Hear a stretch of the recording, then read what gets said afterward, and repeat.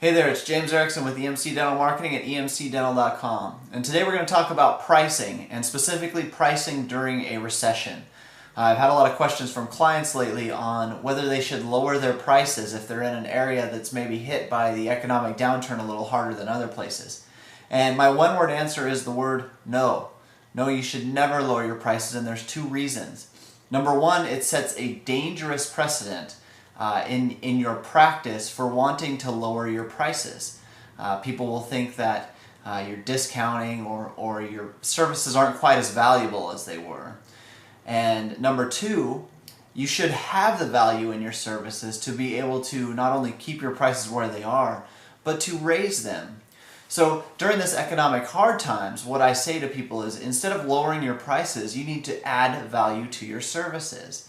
You know, if you don't offer a bottle of water when people come in, you might want to start doing that. That's a little bit of value you can add to your service. If you don't have a hot towel, or these are little things that you can add to your service to make it more valuable. So you don't have to lower your price, you can leave your price exactly where it is. But add some of these smaller value pieces that your staff and yourself can promote as being a way that sets you apart, that allows you to keep your prices where you're at. People will appreciate this, and if you look, the object of value is everywhere. People think that they have to compete on price. Well, I take the automobile market as an example. You look at all the cars out there, and about 50% of the cars driving around nowadays are SUVs. Well, we're talking $30,000, $40,000, $50,000 SUVs. If everybody shopped on price, they would have the $8,000 Kia, the $13,000 Honda. Nobody would be driving these $30,000, $40,000, $50,000 vehicles.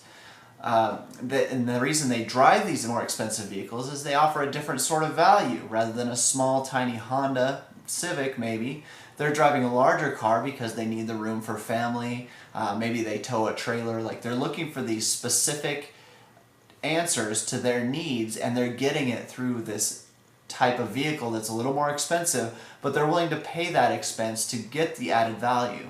So in that same way, you need to add value to your services, and which will not only allow you to keep your prices where they are, it will allow you to keep raising your prices as you have normally been throughout the years to keep up with things, because you are adding now answers to people's problems, or more answers to more people's problems. And when they see that value in your practice, they will know that your price is worth it. So your homework for this video here is to sit down with your price and say, okay, here's what I currently offer for this price.